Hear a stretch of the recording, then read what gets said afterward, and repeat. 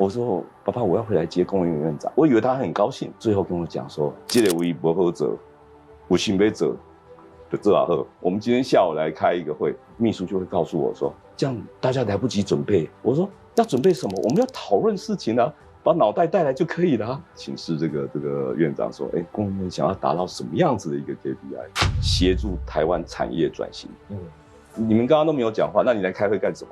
下次你不要来了。要鼓励同仁们开口，不要害羞，也不要害怕。那常常有人跟我开玩笑，不多不谁，他们跟我院长可以 argue。那我觉得要 argue 才会进步，将来的问题绝对不是用现在的科技来解决。记得这句话，那你一定是能够继续往前走。欢迎收看《破风者》，我是主持人涂峰恩。今天我们邀请到台湾工研院的掌门人院长刘文雄，跟大家分享一段从矽谷逆风而来的故事。35年的美国产业与能源领域历练，从伯克莱、西门子顾问再到创业，他的归国之旅并非偶然，而是多年来的体悟计划之一。如今，他带领工研院推动2035策略，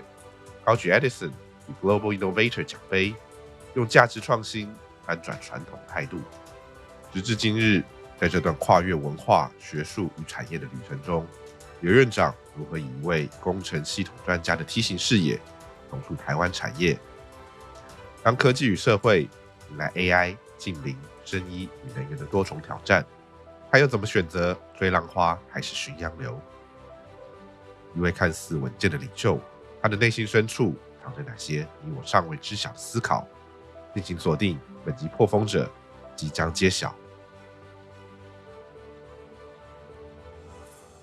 欢迎收看《破风者》，我是涂峰恩。在这个节目，我们邀请到台湾企业界许多在逆风中持续前行的优秀的领导人。这一集的节目，我们非常荣幸可以邀请到台湾工研院的院长刘文雄刘院长，一起来跟我们分享一下他作为院长如何看待台湾企业界在过去这么多长时间以来的一些发展。欢迎刘院长。主持人好，大家好。刘院长，今天很高兴可以有机会跟你谈谈因为这一集的节目，其实我们谈很多跟台湾企业产业发展有关的。可是我们先谈谈您个人的经历。就您是2018年回到台湾的，对，当时怎么会有这样一个想法？因为你在美国本来待了很长的时间，35年的时间，没错，从念书到后来工作，什么契机让你想回到台湾？这个实在是也蛮有意思啊哈。那就说我在 Berkeley 毕业之后，我就直接就进了产业界、工业界。我想我那时候的一个想法就是说 ，the dream job 就是一个 consultant、technical consultant，就是一个顾问的工作。但是要当一个顾问呢，你绝对一定要从一些，就是说，如果我是电力系统专业，那电力系统的一个产业做一个 ecosystem 的话，大概就是说有电力公司，它事实上是 end user 也就是说上游它就是问题存在那里。另外一个就是厂商，就是他们 provide solution， 像 Siemens， 我第一个工作在 Siemens 就是厂商，它 provide solution。那第三个呢就是顾问。所以这个三角关系里面，就是有电力公司、有厂商、有顾问。那我想我的 dream job 是希望能够当顾问，所以我就先到厂商里面去，把我所学放在 solution 里面，然后再到电力公司里面，把这些 solution 放在电力公司在解决问题上面，而且了解他们真的问题在哪里。最后我出来当顾问。那当然从计划的管理到组织的管理。那这整个过程也经过了一个自己出来创业，那这个过程中间的一个经验，那我想说我很希望能够把这个经验带回台湾来。其实这很有意思，我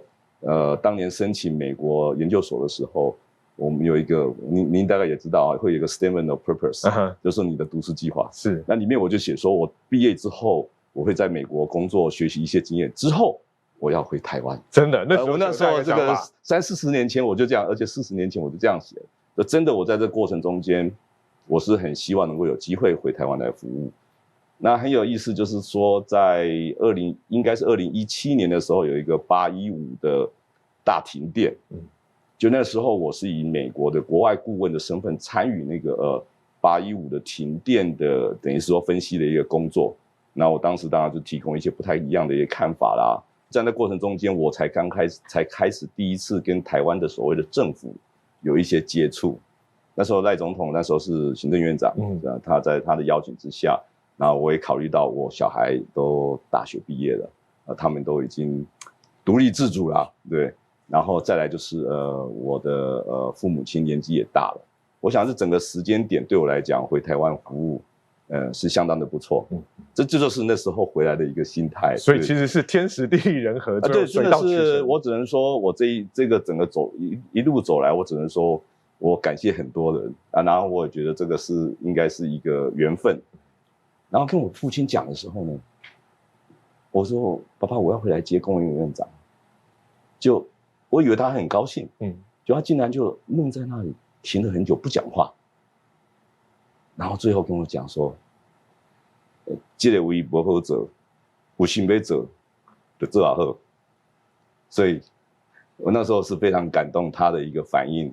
因为他了解说我可能回来会碰到一些，因为我的个性跟在国外的经验，回到台湾，可能有些东西没办法适应，那我也慢慢的调整自己的一个步调，适应台湾的一个工作环境，我想这是一个过去的一个经验，对对。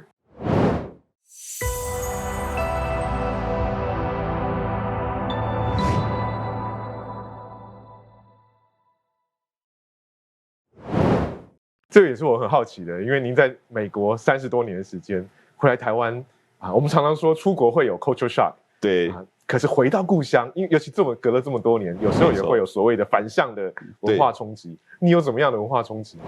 我在台湾就是大学毕业我就出国了，当兵完我就出国了。我在台湾没有任何的工作经验，所以我在台湾的经验就是一个很单纯的所谓的学生。等到我在国外建立的所有的工作经验之后，回到台湾。所以看到很多事情都蛮奇怪的，所以这就是也许你讲说是一个 culture shock。譬如说我刚回来的时候，我很想多了解一下同仁，就问很多问题。我常常会说，这个怎么会这样？这怎么会这样？其实我是在问一个问题，你说，这个椅子怎么是圆的？我的期待是你告诉我为什么是圆的嘛，结果他竟然过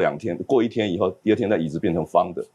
他以为院长不喜欢圆的椅子，所以院长说为什么椅子是圆的？所以这是第一件很奇怪的事情。那第二件很奇怪的事情的时候，譬如说在电梯里面，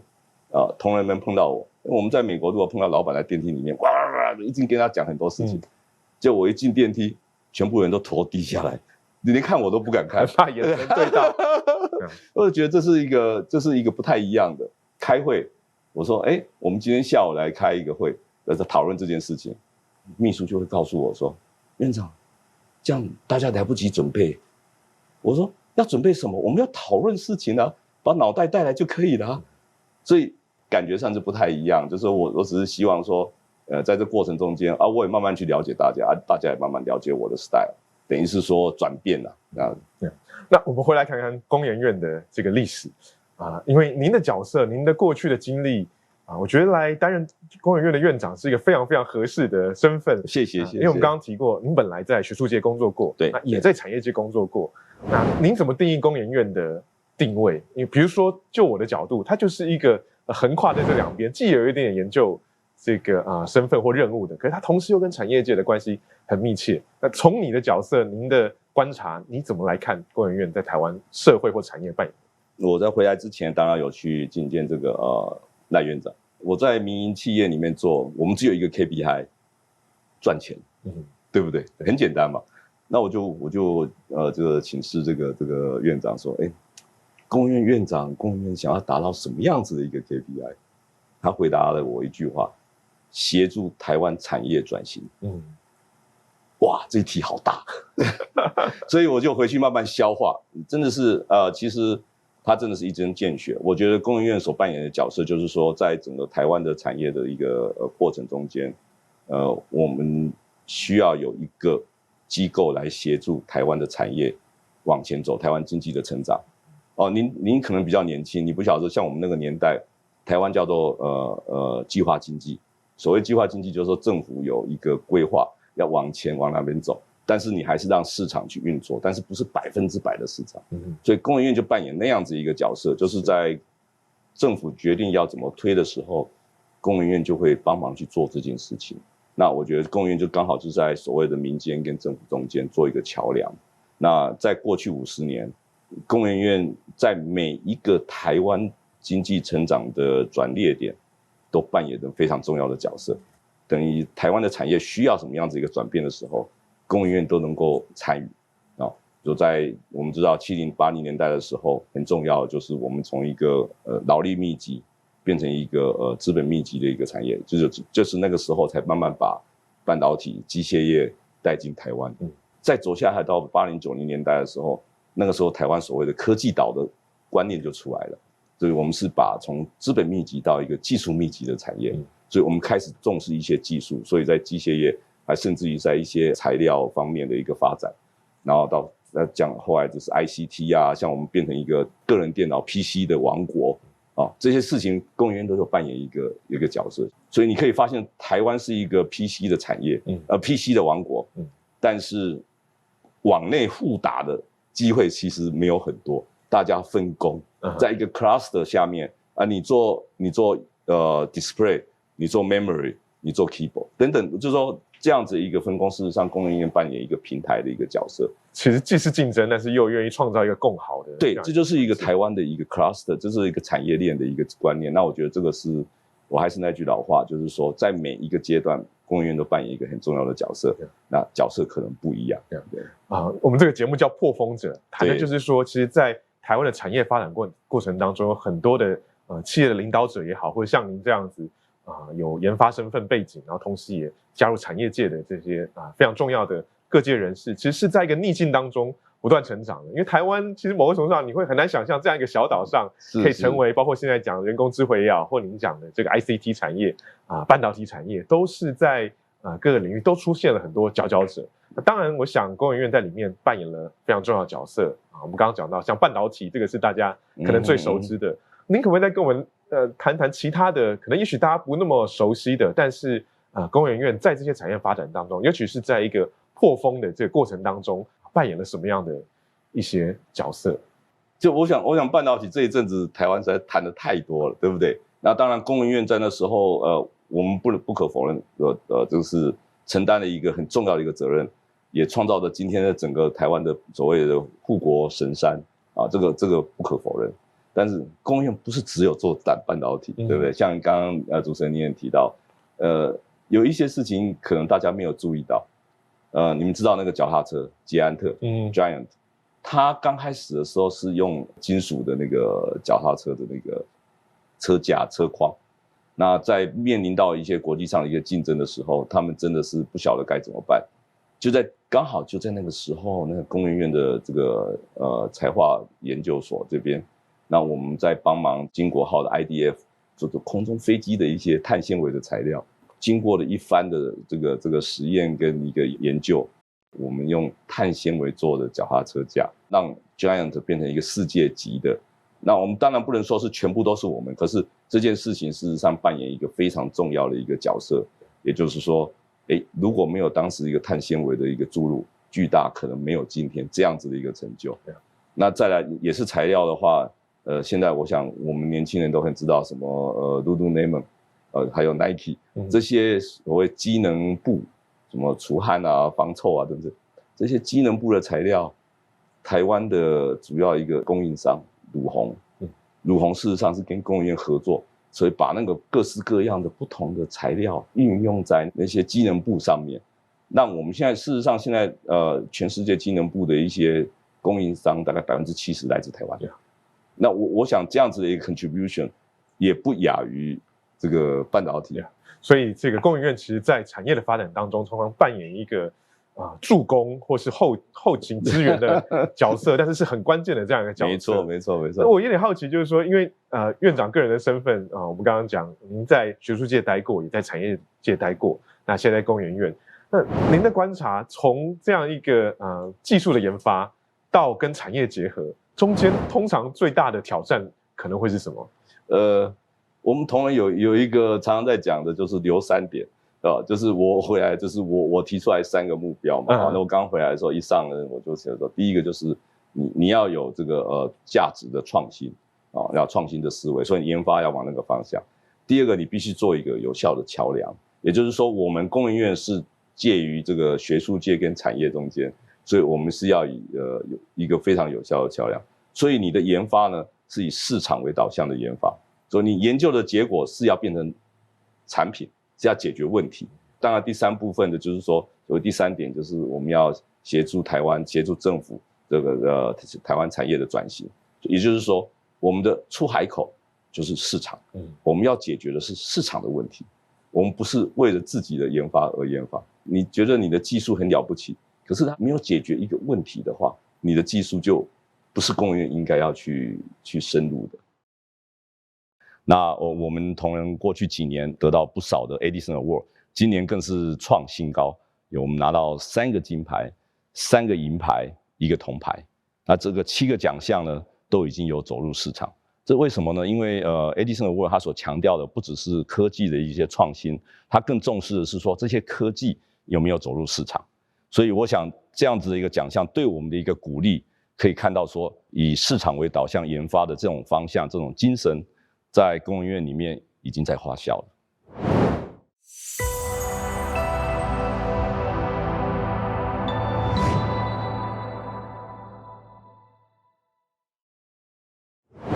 事实上，我讲过很多次，就是用气炸锅这个例子。我们都很喜欢吃那个 French fry 那个薯条，我们喜欢吃炸的东西。可是你是喜欢吃炸的东西，还是说你喜欢吃外面脆脆、里面软软的东西？你如果回过头来想，我不是喜欢吃炸的东西，我是喜欢吃外面脆脆、里面软软的东西。所以刚开始的时候，大家说哦，炸的东西不健康啊，怎么是减少那个油的使用啊？所以用了很多科技去解决那个油的问题。就气炸锅一出来就说没有啊，我就是用气炸锅，不用油。所以它 fundamentally 它解决了你的问题，而且满足了你的需求，它提供一个最高的一个价值。那我想用这样子一个思维去刺激我们同仁说，你要回过头来想真正的问题。那我们最近有一个技术得到一个爱迪生奖，Edison Award， 就是一个黄斑部病变眼睛黄斑部病变的眼药水。黄斑部病变必须要用针把药打到眼睛后面的视网膜上面，打针是很可怕的事，而且对着你的眼睛打针。就我们同仁很厉害，他发明了一种这个眼药水，它可以把治疗黄斑部病变的药带到眼角膜里面，那这样达到目的了，就不用打针了。所以我们这个价值创新呢，除了眼药水这个例子之外，我想要再分享另外一个更有意思的一个例子，就是说在 COVID 的时候，我们有一个红外线的测量体温的一些技术，这个我们放在经济部门口，还有在学校的门口，就很快的、很有效的在测量人体的体温。我想减少了很多测量体温的人力的工作。那另外一个例子呢，就是用正压简易停。本来我们是用在半导体的一个无尘室的一个技术，但是我们利用这个技术，在当时的所谓万华的一个剥皮寮的一个情况之下，大热天之下，我们有这样子一个正压简易停，医疗的人员呢可以在一个像冷气房里面，它对他们来讲是非常的舒服。那我想这样子的意思就是说，我们把既有的技术应用在防疫的工作上，发挥了更大的一个价值。这是一个很好的，就是说从技术创新到一个很大的一个价值创新的一个案例。在很多报道里面看到您谈这个价值创新，对，这跟一般所谓大家，因为现在大家喜欢讲创新，对，有什么不同？就像刚刚讲的，这个你可以有很好的技术。举个例子来讲，您知道是谁发明 personal computer？ 没有人知道，而且不是 Microsoft， 是，也不是 IBM， 也不是 Apple， 它是一间公司叫做 MITS， 在 New Mexico。这间公司发明的 PC， 有谁知道吗？没有。所以它是一个技术的一个创新，那时候，可是它的技术创新没有带给一个社会一个价值，所以它没有流传下来，它只有把它 personal computer 现在放在 museum 里面，那可是 Microsoft 或甚至于 Apple Macintosh， 它把 personal computer 这东西带到你的家里，这个时候就不一样了，它创造了很多价值，所以我们工研院要做的是一个价值的创新。我们不要在自己的实验室里面觉得说自己很了不起，这东西了不起的时候拿出去，人家觉得说这东西对我没有用，院长谈这个其实很有意思，因为我自己是学历史的。那我们在看比如说技术的发展历史的时候，常常会讲以前很多喜欢研究的是谁是第一个发明的，对，觉得好像很了不起，比如谁发明了，像您刚刚讲的 PC 也好，对，纸也好，各种发明，以前觉得发明很重要，对。可是慢慢的历史学者也开始反省，一个技术的普及，或像您讲的应用到日常生活当中，或是甚至到市场当中，对，可能比那个发明不要说更重要，至少是同等重要的。对，那我觉得这也很清楚的描述了工研院在台湾整个产业里面的一个角色。对，那我接下来就想请教您的，那你怎么看现在工研院接下来的在台湾接下来的这些产业发展，或您提到的这个转型里面应该扮演的角色？我还记得您2018年回来台湾的时候，当时有跟工研院的同仁有拟了一个2030的计划。是。那现在因为过了好几年，这计划又往后推了，到了2035。可不可以先谈谈这个部分？我对工研院的这个整个的运作，我有2个大主轴，一个就是技术的研发，这当然是我们是研究单位嘛。那另外就是一个企业化的一个经营的一个精神。那我觉得这个2个都很重要。那先谈谈这个2030、2035技术策略蓝图。那这件事情就是说，我回来之后，我发现一个研发机构，竟然是每一年在跟着这些所谓政府的 policy， 或者说就是说，等于是说走一步算一步那种感觉，好像没有一个既定的一个大目标或大方向，所以我就启动了一个2030的技术策略蓝图的一个计划，就是内部我们来规划我们的 next 10 years， 我们应该朝哪个方向走。那这个先从 bottom up， 然后再从 top down， 所以从你的愿景，再从对于将来市场的一个假设，就是 future scenario， 将来的情境是怎么样，那你自己的技术在哪里？那用这样子的一个分析，布建出一个所谓的策略蓝图。那我说 PEST 嘛，就是政治、经济、社会、技术，就4个面向，去看看你应该往哪个方向去走。那这样子非常成功的一个布局，我们连续8年总共拿了9个 Global Innovator， 就是全球100大创新机构奖。我想这是一个非常不简单的一个国外机构对我们的一个肯定。那这个奖不是我们去申请的，是他们给我们的一个奖。所以我想这样子的一个成效，是因为我们有一个策略，我们有一个布局啊。那我们对于这个无形资产，也就是智慧财产呢，那我们也希望它能够货币化。所以我们首创了台湾的无形资产的一个融资。那无形资产融资这个很成功的将资本市场跟科技市场来做结合。我想这是一个典型的破风者的一个案例。那企业化经营这个部分呢？这个是很有意思。工研院是一个6000多个人的组织。是啊，我们不是一群研究生，你不能说把它当成一群研究人员来管理。所以你必须要能看看说自己的我们整个组织怎么运作最有效。根据联合国的 SDG， 就是Sustainable Development Goal， 就是那个永续的一个目标，设定了我们整个组织的一个发展的一个方向。这可能是我们台湾研究法人里面第一家啊。那我觉得像这样子的一个做法，让了解说我们不是只有光做研究，我们怎么让我们组织永续发展。工研院50年了。你想想50年之后，工研院还要继续存在，你一定要做什么？那另外就是刚刚提到的，就是我们怎么让同仁们觉得这是一个幸福企业，那让同仁们喜欢留在工研院工作。我想这也是很重要，因为你不是只有做研究，你要让大家觉得说这是个大家庭，对不对？有归属感。对，要有归属感。那我想这样子的一个环境是非常重要。那还有一个就是，我们工研院薪水当然不能跟园区的科技公司来比啦哈，但是我至少我把那些奖励把差距拉大，大家是凭本事，所以大家会想要做得更好。像我们建立了一个所谓当责的文化 ，accountable 就是说 RC 我们常常讲 ARCI， 就是 accountable、responsible、consult 跟 inform， 能够 improve 我们整个的营运的一个效率。那我们又把一些拘泥的一些形式的一些事情都把它去除掉，让我们整个公司的营运大家是非常的有效率。所以过去几年一直把我们的整个 overhead 就所谓的管理费呢，比例都占得非常的低，尤其是像去年那我们是创新低，我们的管理费只有占我们全部营收的6.7%。听起来是一个很大的转变，在内部刚开始推行的时候，有碰到什么样的 pushback？没有，就是慢慢嘛，就是说你怎么让一个组织运转的更有效率？你要让大家觉得说，我今天来这边工作，我是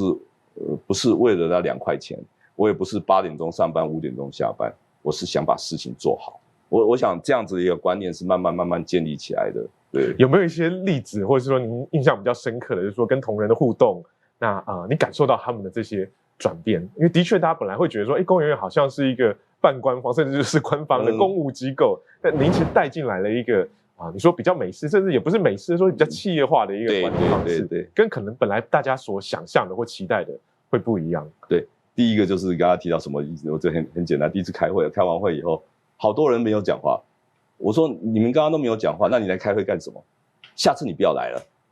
大家惊起来，对不对？就会紧张，就是下次来就会慢慢有人就会讲话。然后我觉得就是要鼓励同仁们开口，这件事情花了一些功夫，让他们不要害羞，也不要害怕。那常常有人跟我开玩笑，不多不谁，他们跟我院长可以 argue， 那我觉得要 argue 才会进步。对那这个这很简单，所以这个我想这个可能就是慢慢养成了一个习惯。然后对于问题的解决，就是说希望我们研究的目的就希望能够应用在我们产业界上面在我们市场里面。但是如果你都不做研究，每天就在那边做应用，过一阵子你就没有东西可以应用了。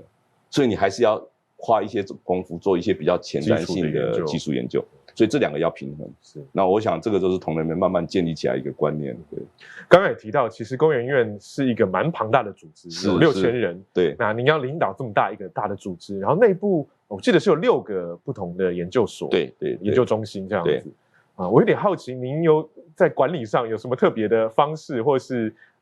任何的 pebble 可以分享给大家吗？这样一个大的组织，怎么样让大家有向心力往同一个方向，然后不同的。因为不同的研究所其实是各自是领域差非常非常多的。我想每一个大公司，每一个 BU， 大公司里面的 BU 都会又近又合，你不可能解决所有的问题，但是你希望他们能够健康的竞争，然后大家需要合作的时候合作。所以我们推了一个所谓 One E-Tree， 大家觉得是我们是一整体的。那我想这样子的观念在过去这几年慢慢建立起来了，所以我们有6个不同的垂直领域，但是这垂直领域如果自己为了自己的垂直领域的科技在发展的话，那个太狭隘了。我们现在最大的功能就是能够跨领域大家一起整合起来，就是我们常常讲的 T 型人才，就是你要能够跨领域，但是你有一个 special 的 domain 嘛，所以工研院最大的功能应该是这样。所以我想这几年下来，所谓One E-Tree的观念，大家互相合作。已经是可以看得到的那您刚刚问我说怎么去带领这个团队，其实很简单，就是说我只要知道一些大概的东西就好，我不用知道那个里面是什么。我在 Berkeley 念的是我的 major 是我的 PhD major 是 system， 就系统。所谓系统就是你知道是大概里面的那个 block 里面的东西呢留给专家去做。那我们怎么用逻辑的判断让这几个 block 连起来变成最有效？这个是一个领导者可以看得到的。你看的是一个大的局面，对，进去看，不做 micro management。我不能做 micro management， 对。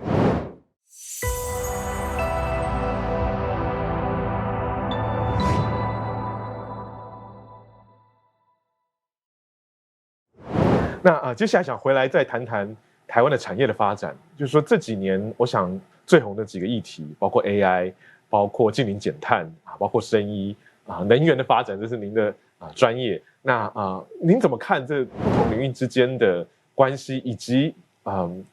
对工研院来讲，怎么布局不同的这个技术的发展？我想不同的领域，就像您讲的，就是说有不同的跨领域的一些合作的议题。那现在事实上，所有的领域都是跨领域。譬如说 AI 来讲好了，台湾很重要一件事情是让台湾的产业怎么去使用 AI，也就是政府常常在推的百工百业的 AI。因为我常常跟同仁讲说，就好像计算机，就是 calculator 的计算机那个按加加减减那个，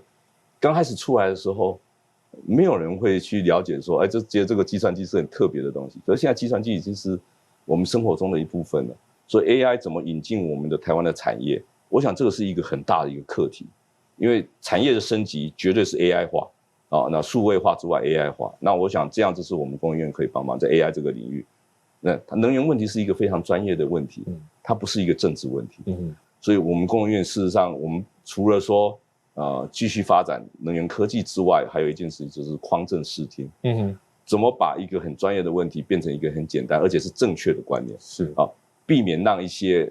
错误的观念来误导，因为这是我自己的领域，那我觉得个人感觉现在最大的问题在这里。我其实就想就这个部分来跟您请教，因为我们刚刚讲 AI， 您作为这个一个能源专家，你怎么看台湾接下来的能源的应用？因为很多人会讲说，会不会缺电啊、缺能源啊等等的。绝对不会啦，因为缺不缺电是看你缺不缺钱嘛。这跟一样，你管理你的钱，所以你管理你的电。我们缺不缺电，就是看你怎么去用电。那AI 用很多电没有错，但是 AI 自己的整个的 technology 的进步，它也在想办法降低它对能源的依赖，节能的晶片、散热的技术等等。这些都是我们在 AI 的领域里面，会发展的，所以就是说，那个对用电的 projection 绝对不是这样上去，一定是会有一个 technology 的 breakthrough。我们不晓得将来的 technology 是什么，可是相信有很多人在努力，像这样子的 technology， 让 AI 可以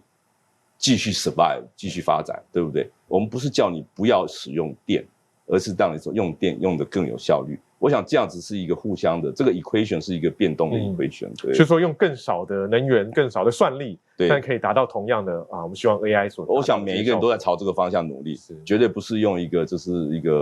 一个很简单的大量投入能源，然后持续的消耗能源的方式。对，所以工研院也在这方面有。我想整个产业都是，那工研院当然有些散热的技术、晶片散热的技术，还有 server 散热的技术，还有一些不同的能源的，还有一些工厂里面或住家的一些节能的一些技术等等，这些都是有在研究的。那比如说像电网呢，这可能是您也很熟悉的部分，比较系统性的。对，就像您讲的，可能不只是一个总数是多少，也包括分配，或者是说它怎么样的互相。你很专业。对这部分您怎么看？我想电够不够这是一件事情嘛，就是 supply 跟 demand 嘛。可是电网是把电送到用户端的一个 network， 那这个 network 本来这是一个非常成熟的一个技术，但是成熟也就是说它是非常老的技术。那我们怎么让它来精进，让它来 improve？ 我想这是大家应该要努力的一个方向，因为电力系统是一个 very old technology， 那是不是有办法让它更进步？我讲说，譬如说变压器，那旧的变压器就是用铁芯然后绕电线，那是不是将来可以用这个 solid state？就是固态的变压器，那这个只是一个研究方向。那我想这个东西都是我们应该可以努力的。我们现在都会谈，比如说韧性建立的，不管是能源的韧性，或是科技各方面的韧性。您觉得要建立起一个韧性的台湾，最关键的会是什么？没有一个人是局外人嘛。那我每一件事情大家都要一起来做。讲说能源这件事情，我们希望从匡正视听，让大家能够面对，大家一起来面对问题，一起来努力。那对于其他的科技，我们赶快把 AI 引进我们的产业，因为不然的话，你说每天都是追着那高科技在走，你说传统产业怎么办？传统产业他们如果引进 AI 以后，他们的结果就是不一样。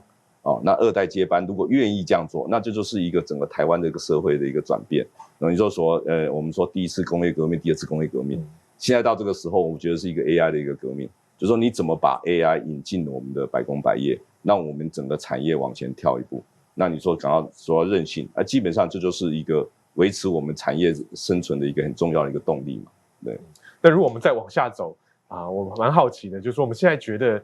世界好像越来越不稳定了有疫情，然后或者说有中美贸易战，那到最近的这个关税战等等的，就变化非常非常大。您会给台湾的企业或是企业的领导人怎么样的建议？就面对这样一个不稳定的未来？哇，这个很难的。或您自己怎么样来看？我想这个这样讲好了，就是面对一个变动的或是一个 uncertain 的一个大环境 ，you need to be always be ready， 你一定要准备好。准备什么？就是看看你什么事情发生的时候，我就可以使用的。所以在这样一个变动环境之下，你很多东西没办法掌握的时候，你要从 fundamental 开始，就是说从你的基础，也就是说我们在这个时候，也许就是要投入更多的研发，让我们的技术领先更多。譬如说节能这件事情，我们觉得很重要。那譬如说这个无人机的发展，或者机器人的发展 ，robot AI 的发展，这个很重要，这个怎么样都不会消失。所以你管它这样高高低低，但是你的 fundamental 你继续往前，把技术往前拉。所以 always be ready 这件事情是很重要。这是我觉得我可以想到大概就是这样。这个我们历史学有一种比喻，就是说有些事情是海面上的浪花，对，那看起来就是很漂亮，然后不断的出现，但是一下就消散了。对，那有些是这个非常深层的洋流，那它看起来没有在动，但是它是一个很缓慢但是持续前进的状况。这个就是我要讲说，这个时候我们就要去追那个下面的那个洋流，看到那个潮流，就是高高低低的那个东西，你追它，你永远追不到的呀。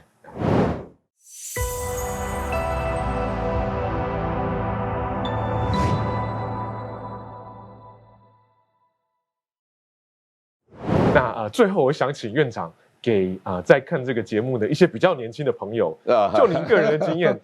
他们如果想要走像你讲的，不管是研发或者是往这种技术的方面走，你会怎么给他们？